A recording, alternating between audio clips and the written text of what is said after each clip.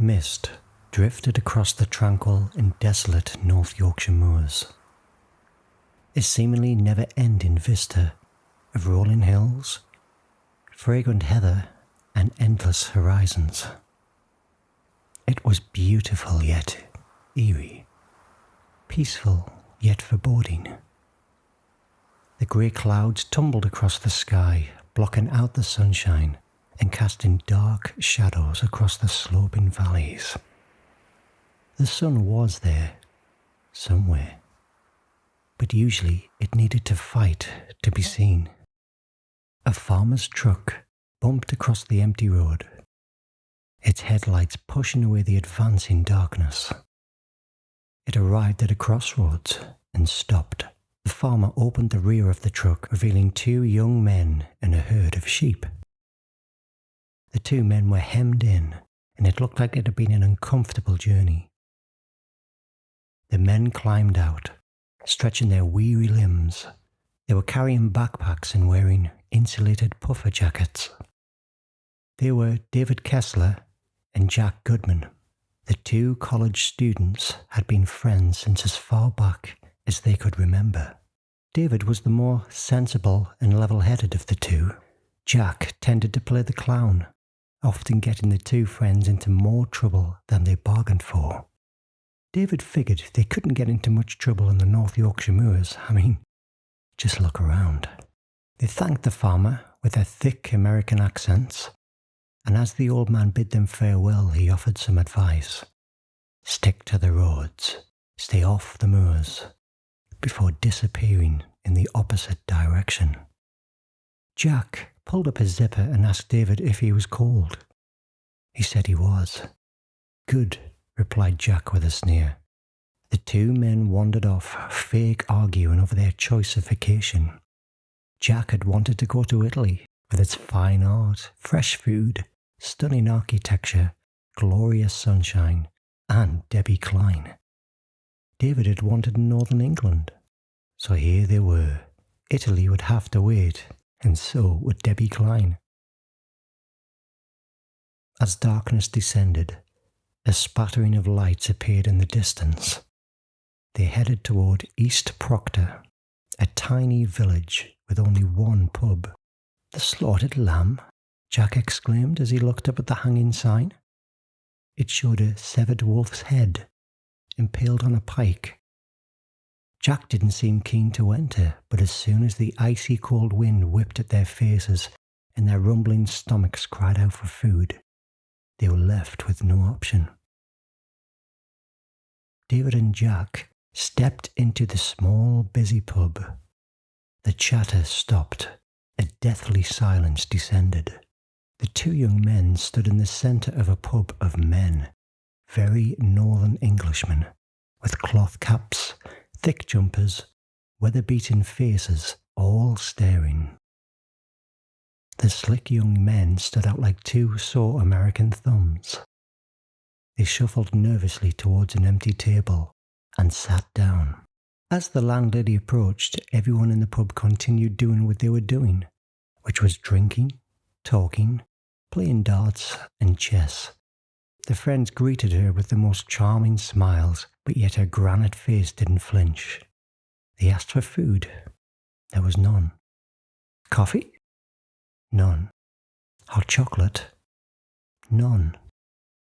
The landlady informed them that they have spirits and beer, and if it was something hot they were after, they would have to have tea. So you have tea? Jack asks, expectantly. No, replied the landlady, her features softening. But I can make you some, if you like. The two friends graciously accepted. Through all the chatter and laughter, Jack spotted something on the wall. He pointed out to David. Jack explained. It was a pentangle, a 5-pointed star. It was used in witchcraft. Lon Chaney Jr. in Universal Studios claim it was the mark of the Wolfman. As the chess player told a loud and boisterous joke, David and Jack argued who was going to ask about the star. Neither wanted to, But as the joke ended and everyone fell about laughing, Jack just couldn't help himself. "What's that star on the wall for?" His American accent echoed in the immediate silence that followed. A solitary dart missed the board. The villagers stopped and stared. But unlike the inquisitive silence earlier, this was a lot more intimidating. Thunder roared in the distance. David suggested they leave, but Jack didn't want to.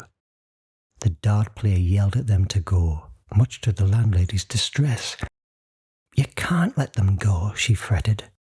"Go, but beware of the moon lads." Jack and David hurried off into the night, but as the full moon appeared behind the rumbling thunderclouds, cold and still hungry, could this night get any worse? Rain lashed down from the sky without warning, flattening their hair to their heads and instantly soaking them through. They veered off the road and onto the moors, singing Italian songs as they went. They disappeared into the night. Back at the slaughtered lamb, the landlady appealed for the local men to go to the boy's aid. The men lowered their heads in shame, or was it fear? Maybe they'd be safe in the rain, she mused. A faint howl could be heard in the distance. Surrounded by nothing but darkness, Jack and David stopped dead in their tracks. "What was that?" they joked, but it was forced. They were visibly scared. Jack noticed the full moon. David realized they'd strayed from the road. Oops! Another howl.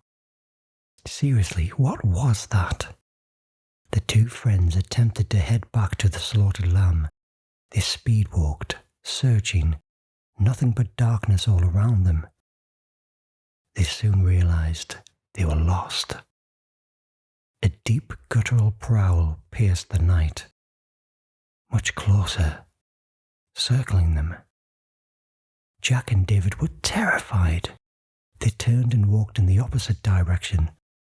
A snarl. They started running. They started to be leaving the mysterious animal behind, but as the next growl seemed fainter, "It seems to be far away," David hoped. "Not far enough. Come on," Jack replied, upping the pace. Suddenly, David fell to the ground with a yelp. Jack spun around to see his friend sprawled in the mud. He's relieved to see his friend was just clumsy. "You really scared me, you shithead." Jack reached out to help David to his feet. Suddenly, something leapt from the darkness and attacked Jack, knocking him right off his feet. David leapt to his feet and ran. He ran for his life. Razor-sharp fangs flashed in the moonlight as Jack pleaded for his friend to help him. Blood sprayed from Jack's torn throat, but David kept running. Jack screamed. David stopped. He turned and ran back to where he left his friend. Jack's mutilated body was sprawled out on the grass. His blood glistened in the moonlight. David's eyes were filled with tears. The beast pounded from the darkness, dragging David to the ground. He could feel its hot, stinking breath on his face. He wanted to gag. It clawed at his face, opening up the cheek. David knew he was moments away from death. Shotgun blasts lit up the night sky. One, then another. The creature howled and screeched in pain and fell to the ground not far from David. The locals who fired the shots ran to David's aid. Too little, too late for Jack. As the villagers swarmed around the wounded American, David looked across the moors. A naked man lay in the mud, with shotgun holes in his body. This was to be the final image in David's mind before he slipped into unconsciousness. Nurse Alex Price pulled open the curtains of the small hospital room. Sunlight flooded in, bathing David in its warmth as he lay asleep on the bed. His wounds had been cleaned and dressed. He looked quite peaceful. Nurse Price checked his chart at the end of the bed, then gazed at the sleeping American. Just then, Dr. Hirsch entered the room. "How's our patient?" the doctor asked in a stern yet reassuring tone. He was an imposing figure, white-haired and distinguished. Nurse Price seemed a little flustered. "I heard him cry out earlier. He said, 'Jack.'" The doctor nodded. That made sense after everything the young man had been through. "Something is running through the forest. It's fast. It's panting heavily." David woke from the dream with a yelp. He was sweating, as if the thing had been actually running through the trees. Dr. Hirsch was standing over him, and just behind him was a Weasley-looking gentleman gripping a briefcase. He seemed very official. "Where am I?" David was confused. Dr. Hirsch informed him he was in London. David looked even more confused. London? What was he doing in London? David had so many questions. "Where's Jack?" Dr. Hirsch told David to prepare himself. "Your friend is dead." His tone was blunt, yet sympathetic. Jack was dead? David became very agitated. How long had he been here? The doctor informed David he'd been in London for 3 weeks, and this gentleman was from the American embassy. David wasn't really listening. He argued with the bureaucrat's attempts at an introduction. He wanted answers. Dr. Hirsch tried to explain to David that he and his friend were attacked by a madman, a lunatic. "They say a madman with the strength of 10 men, the doctor concluded. David froze. It wasn't a lunatic. It was an animal. It was a wolf. The doctor and the bureaucrat stared in disbelief. Detective Inspector Villiers and Detective Sergeant McManus entered Dr. Hirsch's office. The doctor seemed a little put out, but asked how he could be of service anyway. They wanted to speak to the Kessler boy. The inspector was a no-nonsense copper, old school, very formal and regimented. The younger sergeant appeared more relaxed, much to the annoyance of the older officer. After the inspector finished asking David his questions, the older officer seemed to agree with the official report, but David didn't. He didn't agree at all. "I keep telling everyone it wasn't a lunatic. Jack and I were attacked by an animal. There were witnesses." The sergeant appeared to believe David's story and voiced his opinion, much to the frustration of his senior officer. Inspector Villiers suggested that David was mistaken, as he'd been through a terrible ordeal. Besides, why would the villagers of East Proctor lie about such a thing? Again, the sergeant tried to side with David, but the inspector pulled rank and shut him up. The sergeant reluctantly did what he was told. Case closed. They left their confused and bewildered David behind. He looked at the doctor for support. The doctor didn't know about any of the witnesses. "Don't worry, Mr. Kessler. In time, I'm sure it will all come back to you." But David wasn't worried about his memory. It was his sanity that concerned him now. Later, as he slept, he was running again, back in the forest, and he was naked. 2 deer looked on quizzically. David watched the animals, his eyes wide and predatory.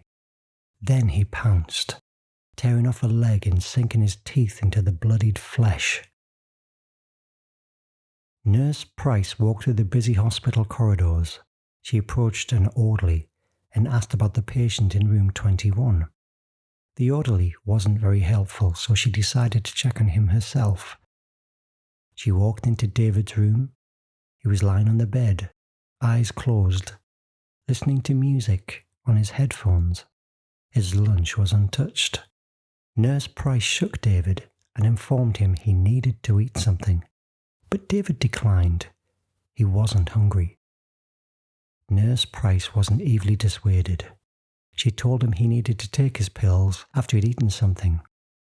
Again, David declined. Nurse Price sat on the bed, much to David's surprise. "Shall I be forced to feed you myself?" asked the nurse, with what appeared to be a glint of flirtation in her eyes. Nurse Price was very English and very beautiful. David couldn't help but stare. It was as if she was in constant, soft focus. David relented and Nurse Price fed her patient. "This really is unnecessary, Nurse Price." He said the words, but you could tell he liked the attention. "Call me Alex," she said, smiling. He was dreaming again. David was in the forest, but this time he was dressed in his puffer jacket. He was watching himself sleeping in a hospital bed in the middle of the woods. Nurse Price approached. Sleeping David's eyes snapped open. They were yellow and burning with rage. His lips parted, revealing long, sharp fangs. David woke. Later, David was sitting on the side of his bed, talking to Dr. Hirsch. He was trying to explain the constant nightmares he'd been having. How could they be so real, so weird?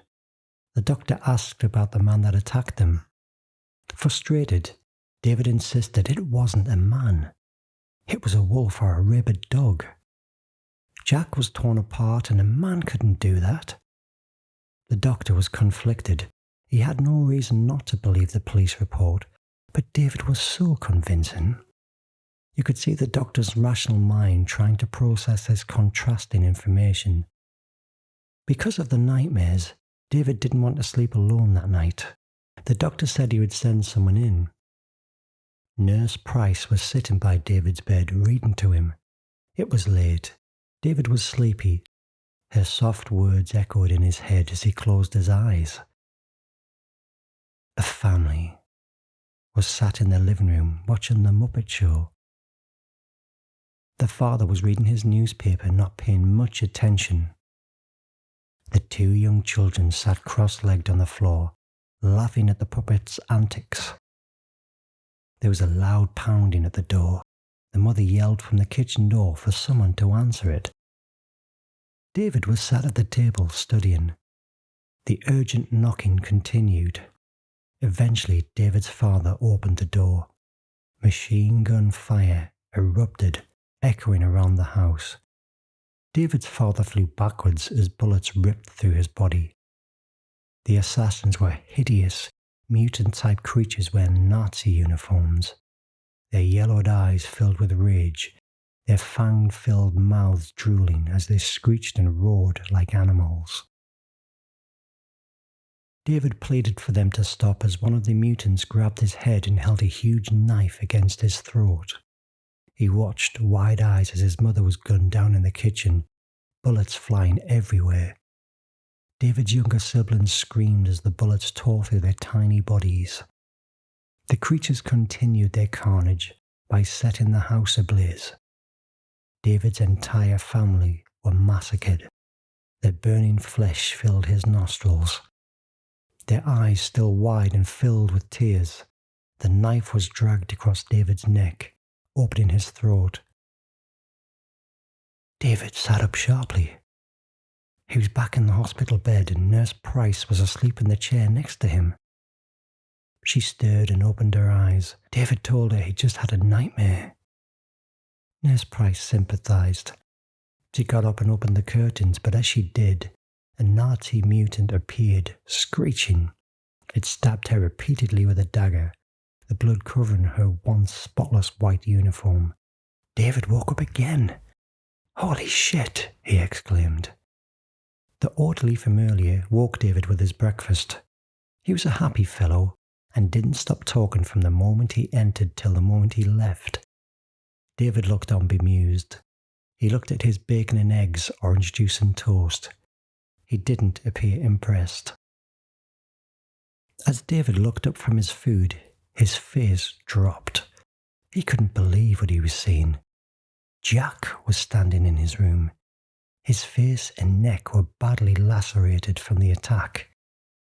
His hair was matted with dried blood, and his neck was torn open. Bloodied, ragged flesh hung in strips, exposing his larynx. "Can I have a piece of toast?" Jack asked nonchalantly. David told him to go away, but Jack seemed huffed. They were best friends, after all. David couldn't believe his eyes. Was this another dream? Was he really insane? Jack apologized for upsetting David, but he had to tell him the truth. They were attacked by a werewolf. He was killed, an unnatural death, and now he was forced to walk the earth in limbo, as one of the undead until the werewolf's curse was lifted. The last remaining werewolf must be destroyed. That's you, David. You've got to kill yourself before you kill others. David was distraught. He cried out for the nurse, slapping his fist on the emergency call button. Jack looked at his friend with a sadness in his eyes. "Beware the moon, David." Nurse Price rushed into the room. There was only David in there, crying into the intercom. Nurse Price sat down on the bed to comfort him, but David leaned forward and kissed her. "I'm a werewolf," David told her his friend Jack had just been there. She raised her eyebrows. "You're dead, friend Jack." David was thoughtful. Was he dreaming again? Nurse Price studied David. He seemed so lost and alone, and she decided to take a chance and invited him to stay at her flat when he was discharged tomorrow. Nurse Price's home was a little cosy flat within a large ornate building in the centre of London. It was nicely decorated as if a little chintzy. Books and pop culture posters lined the walls. She showed David around the living room, the kitchen, the bathroom, the bedroom. "But there's only one bed," David mused. Nurse Price smiled. She wasn't in the habit of bringing home stray American men. This was more of a friendship. She wandered off to take a shower. David followed, smiling. The couple lay cuddled up in bed as the morning sunshine tried to desperately peek through the curtains. David's eyes flickered open.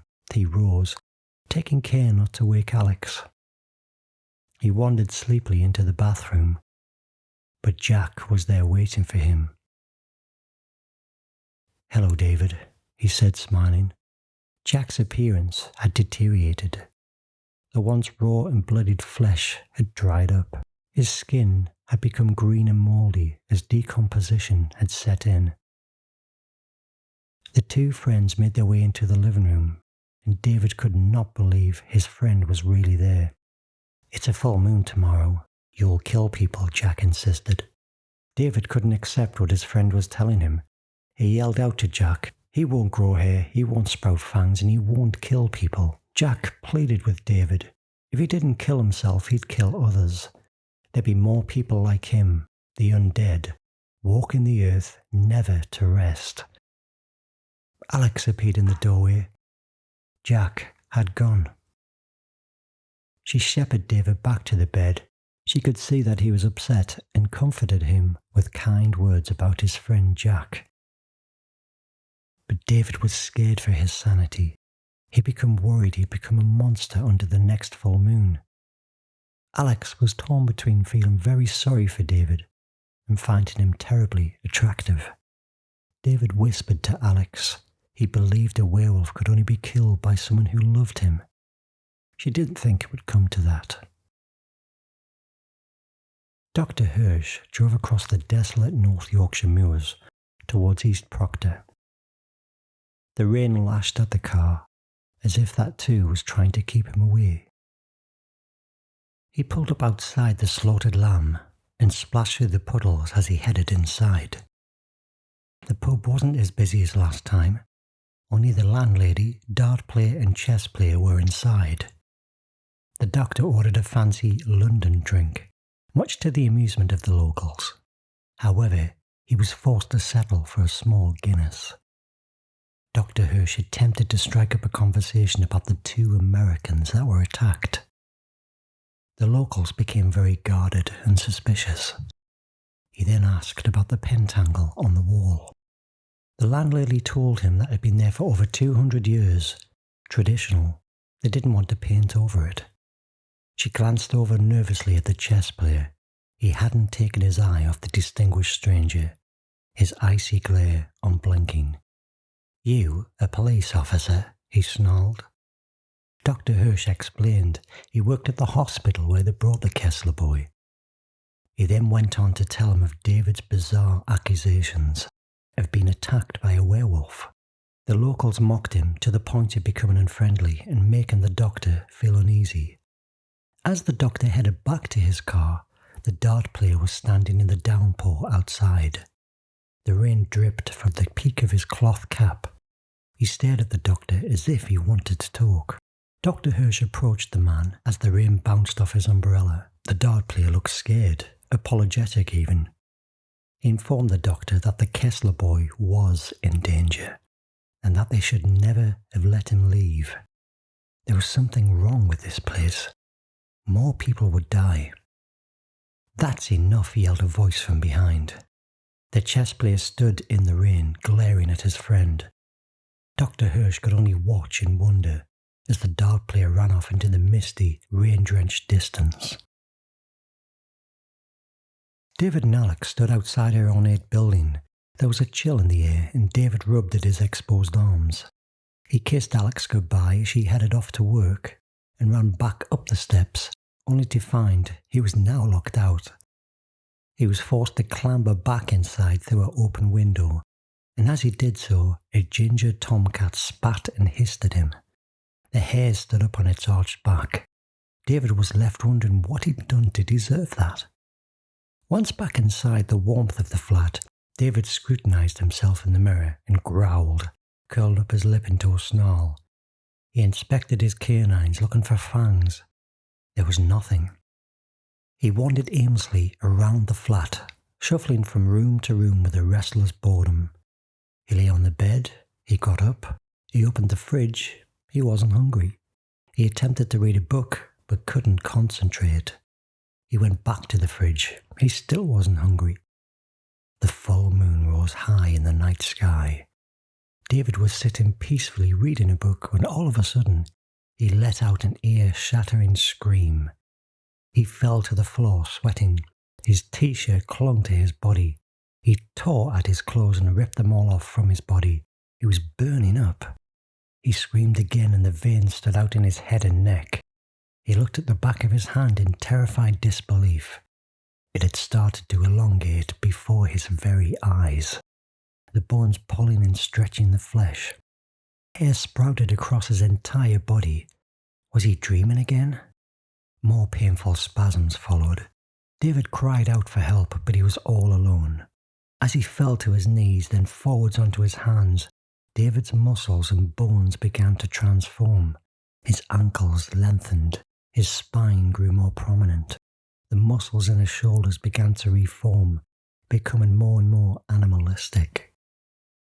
David was hunched up on the rug. Hair covered his entire body now.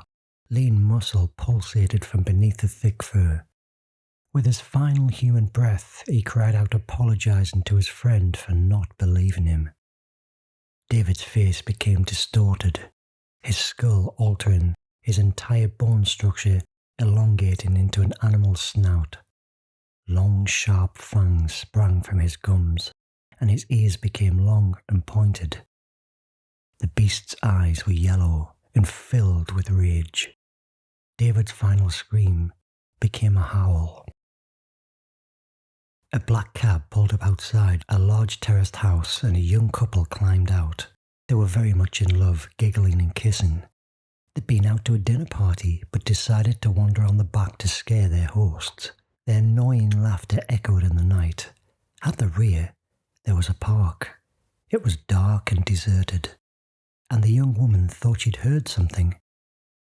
They stopped and listened. The wolf sprang from nowhere, clamping its jaws onto the young woman. She screamed as the wolf tore her to shreds. The young man had no chance. He, too, was ripped apart within seconds. The hosts of the party watched from their window as something strange was happening in the park below. The woman forced her husband to go and investigate. He wandered out into the darkness, still carrying his drink. He wasn't happy about being sent outside, as their guests will be here soon, but anything for a quiet life. He stood in something sticky, and as he wiped his shoe on the grass, he could see he was standing in his friend's mutilated remains. The worried Dr. Hirsch dashed into the hospital, searching for Nurse Price. He forced her to call David, but there was no answer. Dr. Hirsch recounted his trip to the slaughtered lamb. The locals were lying. There was no lunatic. There were no records. The case was closed. He believed a case of mass hysteria had occurred at East Proctor, and if the villagers believed Jack was attacked by a werewolf, David would believe that too. In such a deranged state, David may end up hurting himself and hurting others. Nurse Price stared at the doctor in disbelief as he picked up the phone and called the police. Down by the river, 3 homeless men gathered around an oil drum fire to keep warm. Little did they know that something was stalking them, padding closer and not making a sound. Finally, the 3 men saw something. They couldn't quite believe they were looking at, but the yellowed eyes of a monster stared back as it bared its teeth, ready to feed. Gerald Bringsley, businessman, alighted from the tube train at Tottenham Court Road. It was an old traditional station with many tunnels and walkways. Gerald was alone, and the station was eerie, desolate. A growl echoed around the empty platform. He looked up, surprised. "Hello?" "Nothing." He shrugged it off. The growl came again, more guttural. Gerald was visibly scared and proceeded to the tiled tunnels towards the exit. As he climbed the escalator, he looked behind him. Still nothing. He relaxed a little. He's in one of those labyrinthine tunnels when he heard the growl behind him. He turned. His eyes widened in terror. A huge wolf was stalking him. "Good Lord," was the only thing he could muster as he sprinted away. He ran around one corner, then the next, desperate to get away from the terrifying beast that was chasing him. Panic set in, and he had no idea where he was anymore. He jumped a closed turnstile and landed on a heap at the bottom of a moving escalator, his briefcase spilling its contents everywhere. As he turned, blood ran from his nose, and he could see the wolf slowly walking toward him, ready to pounce. Lions roared, monkeys screeched, birds squawked. David's eyes flickered open. Where was he? He had no idea, but what he did know was he was lying naked and lying in a cage surrounded by wolves. He appeared to be as surprised as they were. David climbed out of the open-topped cage and ran through the zoo, trying to avoid the early morning visitors. He ran from tree to tree, cupping his exposed genitals, trying to avoid unnecessary embarrassment and probable arrest. He spotted a small boy holding some balloons. David hid in the bushes and persuaded the boy to come closer. A naked David popped up and snatched the balloons from the child. He used the balloons to help him steal a woman's coat. At least he could get home now without being arrested. Probably. The small boy was forced to return to his mother, informing her, "A naked American man stole my balloons." David arrived home, still wearing the lady's coat, and he was greeted by a worried yet relieved Alex. He was excited yet confused. He had no idea what he did last night, but he felt great. Alex's phone rang. It was Dr. Hirsch. He was surprised she hadn't called informing him of David's return. The doctor went to ask if she'd seen the morning papers, listened to the radio, or watched the TV. She hadn't. Dr. Hirsch was relieved. He asked her to bring David to him immediately, and she said she would. David hopped and skipped through the trees. He was elated, euphoric. He felt like an athlete. As he and Alex jumped into a taxicab, the driver couldn't wait to chat about the terrible murders that had occurred the previous night. 6 of them, all across the city, ripped apart they were, very nasty. David was horrified. Alex was speechless. David insisted the cab pull over, and he jumped out. Alex followed. He was now agitated. Jack was right. I am a monster. He spotted a policeman in the distance. He wanted to turn himself in. Alex pleaded with him to be rational. Rational? He was a goddamn werewolf. David rushed over to the uniformed officer and admitted killing those people last night. The officer clearly didn't believe him. David yelled, insulting the royal family in Winston Churchill. Still, the officer didn't take him into custody, thinking he was being pranked in some way. The small crowd began to gather around them, intrigued. Alex tried to drag him away. Frustrated, David yelled obscenities at the top of his voice. The officer moved him along. David was distraught. What do you have to do to get arrested in this goddamn city? He held Alex in his arms. I love you, he said, but he thought he'd done some terrible things last night and it wasn't safe to be around him. She needed to get away. David kissed her. It was urgent, passionate and heartfelt. But then he was gone, disappearing into the crowd.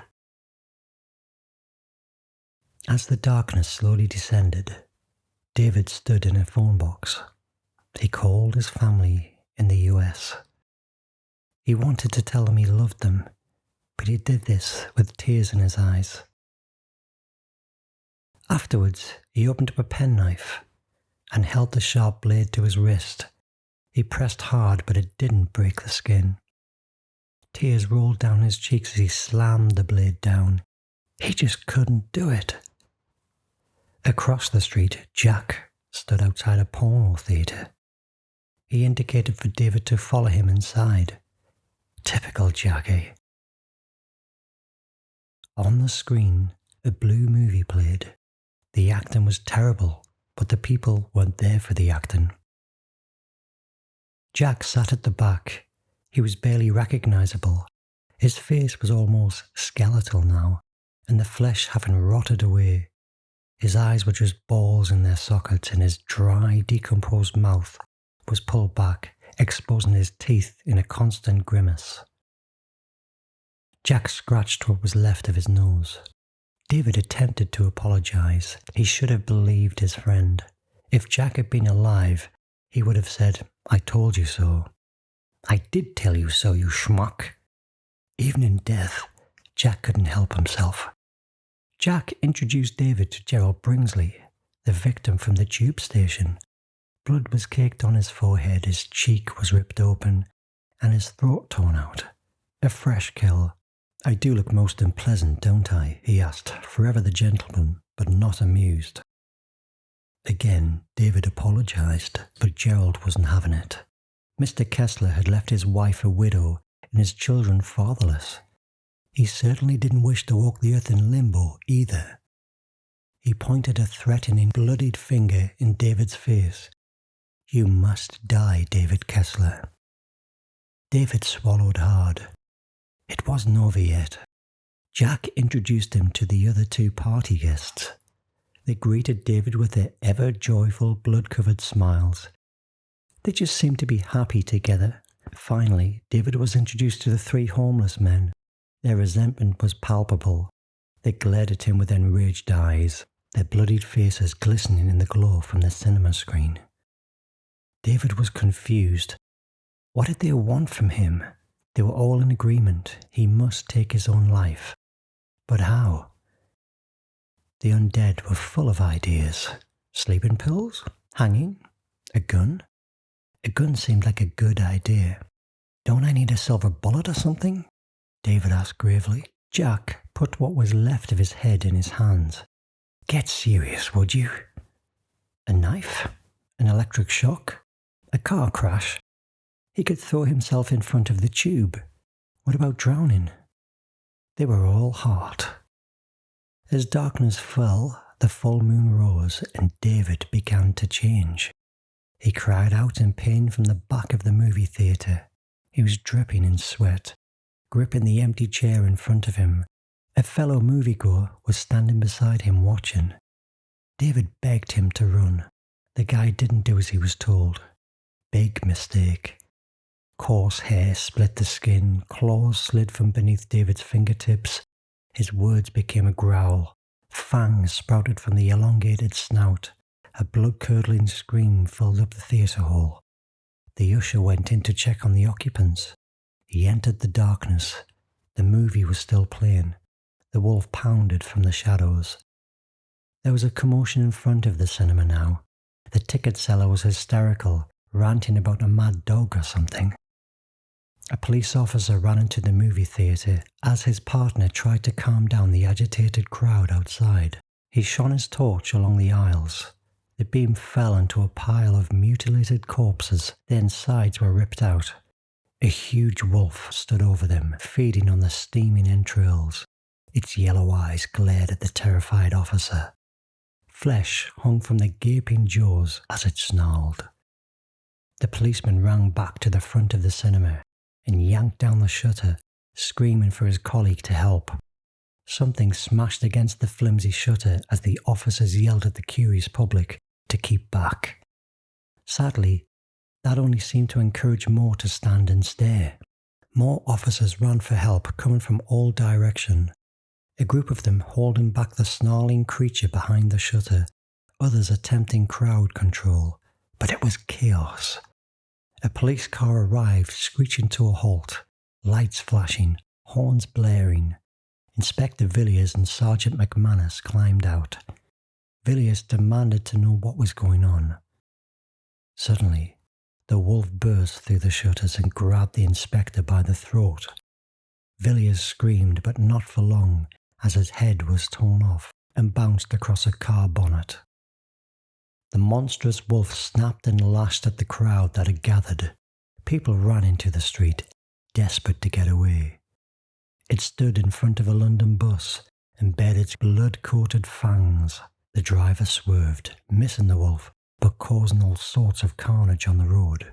Cars crashed into one another, and one man flew through the top window of the bus and landed on the road with a thud. Where a car ran over his head, it exploded like a melon. Cars swerved onto the pavements, running over screaming pedestrians and knocking them all into glass-paned windows. Sergeant McManus watched helplessly as the wolf continued its journey across the streets. More car crashes, more deaths, bodies flew through windshields, their blood spraying into the night. One police officer was crushed and sandwiched between two cars. Piccadilly Circus had become a bloodbath. Dr. Hirsch awoke Alex from a restless slumber. There's been a disturbance in the city involving some sort of mad dog. His tone was urgent. David, was all she said as they ran to leave. The large group of police officers ran down a dark back alley. The wolf howled into the night sky, cornered. There was more flashing lights, more sirens. Another large crowd had gathered. Did these people ever learn? The city was gridlocked. Dr. Hirsch and Alex leapt from the taxi and ran through the panicked streets. She was muttering David's name, desperate to reach him, to help him. A white police van pulled up. Armoured officers jumped from the rear, automatic weapons at the ready. They lined up at the end of the dark alley and aimed their weapons into the darkness ahead of them. Alex forced her way through the crowd, pushing herself past the police cordon and ran down into the alley. Dr. Hirsch yelled after her, but she didn't listen. She needed to be with David. She was alone, but she wasn't scared. David, is that you? She whispered. The wolf was there, crouched low, cornered, breathing heavily. They're going to kill you, she said, hoping he could understand her. She pleaded with the beast. Please, let me help you. Tears welled in her eyes. The wolf snarled, a low guttural sound. "I love you, David." A tear rolled down one of her cheeks. The snarl stopped. The yellowed eyes softened just for a second. Recognition? But suddenly the wolf leapt at Alex. Its bloody jaws opened, ready to tear at her flesh. Gunshots rang out and ripped through the wolf's muscular body. It screeched and fell to the ground. Alex collapsed onto the cold, damp pavement and began to cry. Dr. Hirsch looked on with a sadness in his eyes. She looked at the body in front of her. David was naked, his torso riddled with bullet holes. Alex sobbed uncontrollably. Maybe David was right. Maybe the beast could only be killed by someone they loved.